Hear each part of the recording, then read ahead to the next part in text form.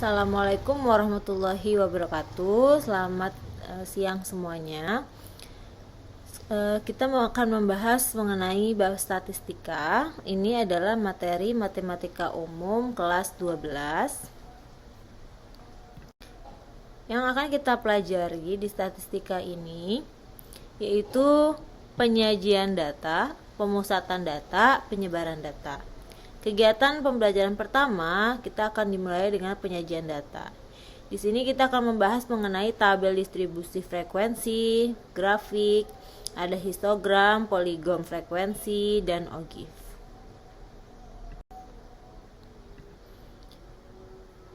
Kompetensi dasarnya yaitu untuk menentukan dan menganalisis ukuran pemusatan dan penyebaran data yang disajikan dalam bentuk tabel distribusi frekuensi dan histogram. Setelah yang tadi saya sampaikan, kegiatan pembelajaran satu ini adalah mengenai penyajian data. Penyajian data yang baik dan benar tentunya sangat bermanfaat untuk memberi gambaran yang sistematis tentang peristiwa-peristiwa yang merupakan hasil penelitian atau observasi. Datanya jadi lebih mudah, cepat dimengerti, dan memudahkan dalam membuat analisis data. Kemudian pengambilan keputusan atau kesimpulan juga lebih tepat, cepat, dan akurat. Yang pertama kita mempelajari diagram garis. Diagram garis ini digunakan untuk menyajikan perkembangan data statistik yang kontinu atau berkesinambungan. Contohnya, jumlah penduduk tiap tahun di suatu wilayah, keadaan suhu badan pasien rumah sakit tiap jam, omset penjualan barang di suatu toko. Nah, pada diagram garis di sini digunakan sumbu X yaitu horizontal ya. Horizontal. Nah, ini X. Nah, biasanya menyatakan satuan waktu. Sedangkan yang vertikal ya, ini Y. Biasanya menyatakan frekuensi. Kita ke contoh. Nah, contoh ini satu hasil penjualan komputer di toko Planet Komputer pada periode Januari sampai Juli 2019 ditunjukkan pada tabel berikut di bawah ini. Di sini ada bulan Januari, Februari, Maret, April, Mei, Juni, Juli, jumlahnya Januari 10 dan seterusnya. Kita buat grafiknya. Nah, seperti ini ya. Ini yang X yaitu bulan Januari, Februari, Maret, April, Mei, Juni, Juli, dan yang Y adalah jumlah penjualannya. Saya Januari, di sini Januari kan 10, berarti Januari ada jumlahnya 10 penjualannya. Pada bulan Februari yaitu 15, Maret 30, April itu ada 35 di sini nih tengah-tengah. Kemudian Mei 25, Juni 45, Juli 60. Seperti ini ya penyajian diagram garis. Kemudian yang kedua, grafik garis berganda. Jadi garisnya nanti ada dua ya. Di sini ada jenis barang A dan jenis barang B pada bulan Januari sampai Juni. Di sini ada jumlahnya ya, jenis barang A Januari 25. Februari 40. Lalu dibuat gambar grafiknya. Nah, X-nya bulan, Y-nya banyak penjualan. Di sini yang warna biru kita tahu nih, yang warna biru ini adalah jenis barang A. Kenapa Januarinya 25? Januari 25 tuh. Terus Februarinya 40, Februarinya 40, maka yang warna biru ini adalah jenis barang A. Lalu yang warna merah jenis barang B. Januarinya dia 10, Februarinya 15. Begini ya, ini adalah grafik garis berganda. Kemudian yang kedua adalah diagram lingkaran. Diagram lingkaran adalah bentuk penyajian data dengan menggunakan sektor-sektor atau juring-juring dalam suatu lingkaran. Diagram ini sangat baik untuk menunjukkan perbandingan antara objek yang satu dengan objek lainnya terhadap keseluruhan dalam suatu penyelidikan. Nah, contohnya seperti ini. Diberikan data berikut ini merupakan kegiatan ekstrakurikuler siswa kelas 12 di SMA Merdeka. Jadi ada olahraga 90 orang, PMR 60 orang, Paskibra 50 orang. Berarti total jumlah orangnya siswanya itu ada 200. Nah, dipresentasekan 90 dibagi sama banyaknya total orang 200 dikali 100. Berarti 90 itu adalah 45%-nya dari 200. Begitu ya. Setelah sudah ini persentase. Setelah sudah ditentukan persentase semuanya, kalian tentukan besar sudutnya. Nah, kalau persentase kan dikali 100, kalau besar sudut pusatnya dikali 360 derajat. Maka nanti didapatkan seperti ini ya. Yang pertama olahraga, dia 90 orang, yaitu 45%-nya dari 200. Nah, ini 162 tuh sudut ini nih. Ini 162. Sebentar. Nah, kalau mau disudutin ini 162 derajat ya sudutnya. Lalu Paskibra berapa? 50. Nih 50 Paskibra 50, berarti 25%-nya dari 200. 25% siswa kelas 12 di SMA Merdeka dia mengikuti Paskibra. Begitu ya. Selanjutnya ada diagram batang. Diagram batang adalah penyajian data dengan menggunakan persegi panjang. Persegi panjang dengan arah vertikal atau horizontal. Tinggi setiap persegi panjang sesuai dengan jumlah data masing-masing objek. Nah, di sini ada data banyaknya siswa di kota A menurut tingkat sekolah pada tahun 2019. SD jumlahnya 1562 dan lainnya. Kita langsung ke contoh ya. Nah, ini kan tadi datanya ya, SD segini 1562. Kita buat diagram batangnya seperti ini. Ini jumlah ya yang Y-nya. SD dia ada 1562. Nah, ini ya. Kemudian SMP 1019. SMA 818. Dia lewat dikit nih di sini. STM 432. Nah, begini. Ya. Ini diagram batang. Kemudian tabel distribusi frekuensi. Nah, kita membuat tabel distribusi frekuensi. Jadi disuruh membuat tabelnya dari data berikut ini. Data berat badan 40 siswa SD Merdeka dalam kilogram ya. Nah, berat badannya dulu. Di sini yang terkecil ada angka berapa saja yang terkecil? 32 ya, 32, maka kita kasih turun 1. Nih, caranya coret. Maaf ya. Warnanya lihat.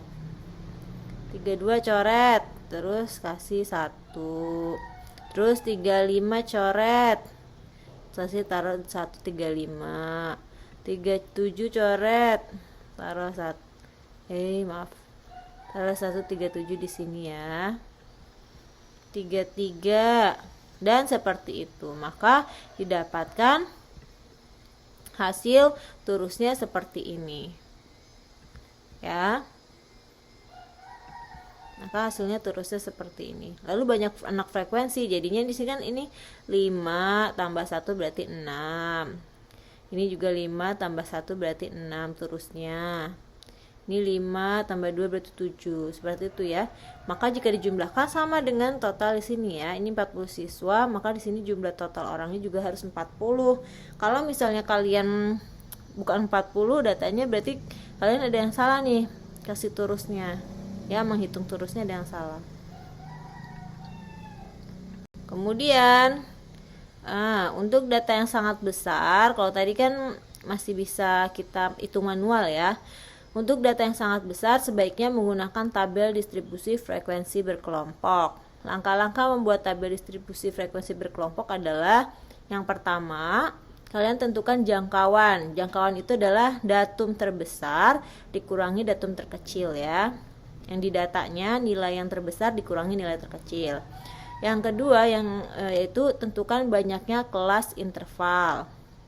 Rumusnya 1 ditambah 3,3 log n. K sama dengan bilangan bulat. Lalu yang ketiga, setelah sudah menghitung jangkauan dan kelas, kalian menghitung panjang kelas, yaitu jangkauan dibagi banyaknya kelas. Nah, setelah itu tentukan batas kelas interval, batas bawah dan batas atas. Batas bawah kelas pertama dapat diambil sama dengan nilai datum terkecil atau nilai yang lebih kecil dari datum terkecil. Nanti kita bahas ya di contoh soal. Tentukan frekuensi dari setiap kelas interval dengan terlebih dahulu menentukan torusnya. Oke, kita mulai. Nah, datanya kan tadi sini ada 30 siswa. Yang pertama kita tentukan jangkauan. Jangkauan di sini lihat cari nilai yang terbesar dikurangi nilai yang terkecil. Di sini nilai terbesarnya adalah 88, nilai terkecilnya 30. Maka jangkauannya adalah 88 dikurang 30, yaitu 58. Kemudian kita tentukan banyaknya kelas. Banyaknya kelas berarti 1 ditambah 3,3 log n-nya banyaknya datanya ada 30. Berarti 3,3 log 30. Ini cari di kalkulator ya, log 30 berapa. Maka 1 ditambah 3,3 log 30-nya dicari dulu, kemudian kalian kalikan sama 3,3. Di sini hasilnya 4,874. Lalu ditambahkan 1, 5,874. Ini kita bulatkan menjadi 6 ya. Berarti banyaknya kelas nanti ada 6. Panjang kelas interval yaitu jangkauan dibagi kelas. Jangkauannya 58 dibagi 6, 9,67 kita bulatkan menjadi 10. Nah, setelah itu banyaknya batas bawah kelas yang pertama. Di sini batas bawah kelas pertama adalah datum terkecil, tapi tidak harus, bisa menggunakan bilangan lain yang lebih kecil. Kita menggunakan yang datum terkecil saja di sini yaitu 30 ya. Panjang kelasnya kan tadi 10. Berarti nanti kita dimulai dari 30, 31, 32, 33, 34, 35, 36, 37, 38, 39. Ada 10. Nah, berarti 30. Ini panjang kelasnya nih. 30 sampai 39 berarti ada 10 ya panjangnya ya. Kemudian ini juga selalu setelah 39 40. 10 lagi panjangnya berapa? 49. Nah, banyaknya kelas itu yang ini. 1 2 3 4 5 6 sesuai ya, ada 6 kelasnya, panjangnya 10. 30, 31, 32, 33, 34, 35, 36, 37, 38, 39, 40. Setelah itu kalian teruskan yang ada 30 sampai 39 itu ada di mana? Misal 60, data 60 berarti ada di mana? Di sini ya. Nih. Maka taruh di sini 1. Kemudian 61 antara 60 sampai 69 masih di sini, taruh 1 terusnya. Terus 30 di sini ya. Ini 30 di sini. Terus sampai selesai. 62 berarti antara 60 sampai 69. Taruh di sini. Begitu ya. Sampai seperti ini terusnya. Nah, sampai terusnya seperti ini, lalu kalian frekuensinya tentukan nilainya. Nah, di sini jumlahnya harus sama dengan banyaknya siswa, 30 jumlahnya. Totalnya 30. Nah, selanjutnya masih tabel distribusi frekuensi. Berikut ini beberapa istilah sehubungan dengan tabel distribusi frekuensi untuk data berkelompok. Nanti ada namanya batas kelas. batas bawah kelas dan batas atas kelas. Untuk kelas yang pertama, yang ini nih, yang kelas pertama 30 sampai 39, batas bawahnya adalah 30, batas atasnya adalah 39. Nanti beda lagi tapi kalau misalnya kelas yang lain misalnya 40 sampai 49, berarti batas bawahnya 40, batas atasnya 49, begitu ya. Sama juga dengan kelas 70 sampai 79, berarti batas bawahnya 70, batas atasnya 79. Nah, jangan tertukar dengan tepi bawah kelas dan tepi atas kelas. Kalau tepi bawah kelas itu adalah bawah kelasnya dikurang sama 0,5 ya. Kalau tepi atas, batas atasnya ditambah sama 0,5. Nah, yang ini nih, misalnya kelas 30 sampai 39. Tepi bawah kelasnya adalah batas bawahnya kan 30 dikurangi 0,5, berarti tepi bawahnya itu 29,5. Tepi atasnya ditambahkan 0,5 yaitu 39,5. Bagaimana kalau yang 60 dikurang 69? 60 sampai 69. Nah, 60 berarti tepi bawah kelasnya adalah 60 dikurang 0,5 yaitu 59,5. Tepi atas kelasnya yaitu 69 ditambah 0,5, 69,5, begitu ya. Maka panjang interval kelas untuk kelas 30 sampai 39, panjang interval kelas itu adalah tepi atas dikurangi tepi bawah. Yang tadi ya, tepi atasnya 39,5 dikurangi 29,5 itu 10, maka 10 itu adalah panjang interval kelas.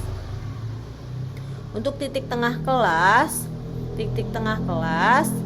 untuk kelas yang 30 sampai 39 itu adalah rataan antara batas bawah dan batas atas kelas. Titik tengahnya jadi 30, batas bawahnya ditambah batas atasnya dibagi sama 2. Maka inilah titik tengah kelasnya ya. 34,5.